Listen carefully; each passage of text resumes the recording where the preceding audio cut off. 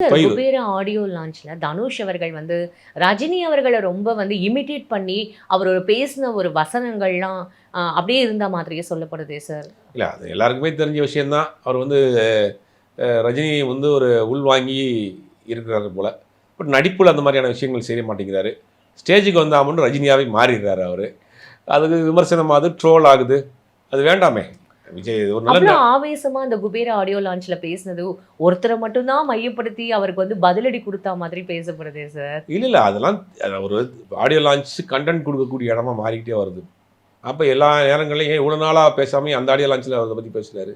எதனால அமைதியா இருந்துட்டு, இப்ப வந்து பதிலடி குடுத்தது அது அப்படின்னு சும்மா சொல்றாங்க. ஆடியோ லான்ச்சுக்காக ஒரு கன்டென்ட் வேணும், ஒரு பரபரப்பு வேணும், அத பத்தி பேசணுங்கிறதுக்காக அத பத்தி பேசியிருக்காரு. 2வது அவர் யாரையும் அவர அழைச்சு அவர் வந்து ஒண்ணும் இல்லாமலாம் போல.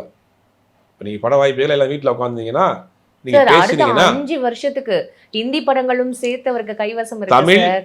தெலுங்கு, ஹிந்தி, இங்கிலீஷ், ஆமா சார். ஹாலிவுட் ஆமா. இந்த படம் பண்றாரு. 2030 வரைக்கும் அவர் ஆமா. serial இவ்வளவு busy-ஆ இருக்கார் பரபரப்பா சார். இருக்கிற என்னை அழிச்சுட்டாருன்னு யாரும் நம்புவாங்களா? என்னுடைய நெகட்டிவ் ஸ்ப்ரெட் பண்றாங்க. என்னுடைய படம் வர்றப்பலாம். இப்படி பண்ணி நீங்க ஏதாவது நஷ்டம் ஆயிருந்தீங்கன்னா, நீங்க பேசுறதுல ஒரு அர்த்தம் இருக்கு. அவர் சிவகார்த்திகேயனும், நயன்தாரா அவர்களையும் சரி டைரக்டர் பண்ணிட்டு உங்களுக்கு என்ன ஆச்சுன்றேன். ரிசல்ட் உங்களுடைய படம் உடம்புடாம பண்ணிட்டாங்களா? உங்க கேரியர் காலி பண்ணிட்டாங்களா? நீங்க சும்மா இருக்கிறீங்களா?